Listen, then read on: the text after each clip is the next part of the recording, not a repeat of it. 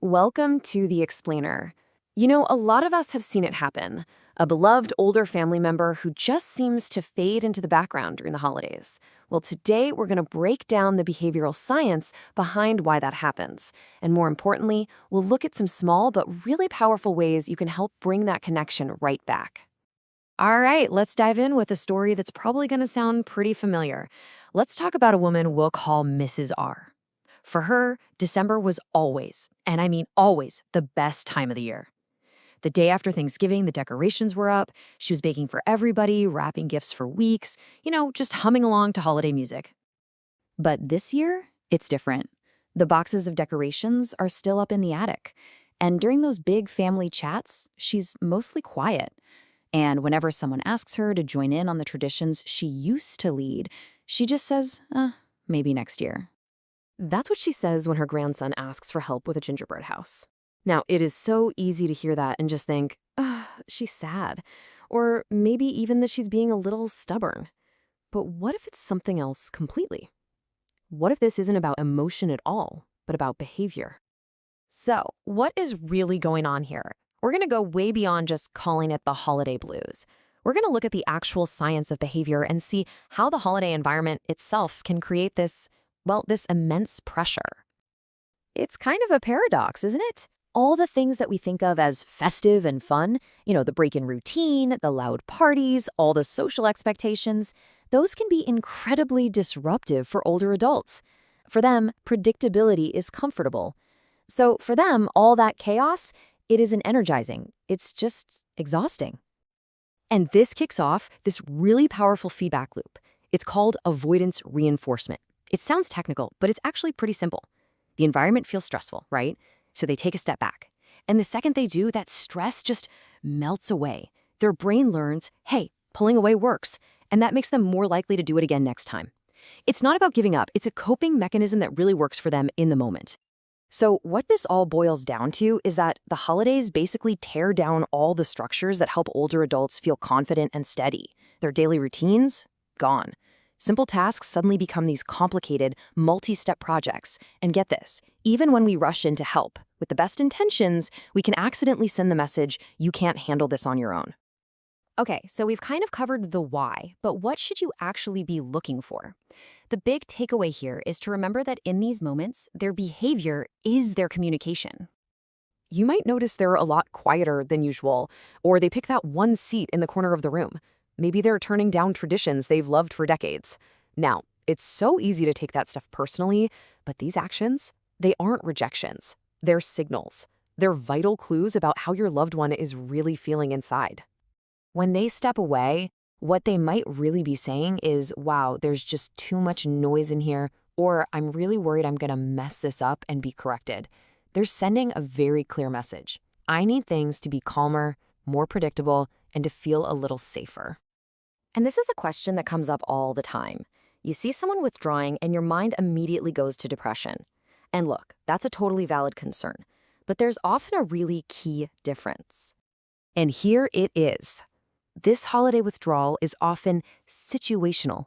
It flares up around the chaos of a very specific event, like a loud party. Depression, on the other hand, tends to be more pervasive. It casts a shadow over their mood and their interests across pretty much all areas of life, not just during the holidays. So this brings us to the most important part of all. What can you actually do about it? And here's the good news. You don't have to cancel the holidays.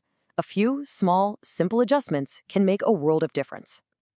The whole goal here is just to add back some predictability and turn down the pressure.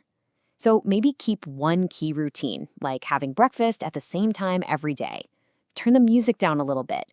And maybe most importantly, completely rethink how you ask for help so that participating feels easy and successful. So check this out. Instead of a huge kind of overwhelming question like, hey, want to help decorate the whole tree, which has like a million little steps, try a single low-pressure offer, asking, could you help me pick just one ornament to hang? That's doable. It's focused, and it gives them a little win, a feeling of successful contribution. This is a perfect example of how you can keep those traditions alive, instead of the all-day marathon of let's bake all the cookies. You can invite them into what you might call a microversion. A simple act like, hey, could you just stir this bowl for me? Keeps them connected to that memory, but without all the pressure of the whole project. Of course, let's be realistic. Even with these really thoughtful invitations, you might still hear the word no. And yeah, that can feel discouraging. But how you handle that no is absolutely critical. The most important thing to do is just to honor their answer. Don't push it. That no is almost always a sign that they're feeling overwhelmed. It is not a sign that they don't want to connect with you. So give it a little time, and maybe later you can come back with an even smaller, even easier way to engage. Okay, let's circle all the way back to that phrase from Mrs. R. I don't want to slow everyone down. This is one of the most common things families hear, and trust me, it's basically code for something much deeper. This statement isn't really about speed, not at all. It's a message of anxiety. What it can mean is, I'm scared I won't be able to keep up, and I'll be embarrassed. Or even, the last time I tried to help, someone corrected me, and I just don't want that to happen again. It's a request for a safe, judgment-free pace. And all of this leads to this really powerful shift in how we see things.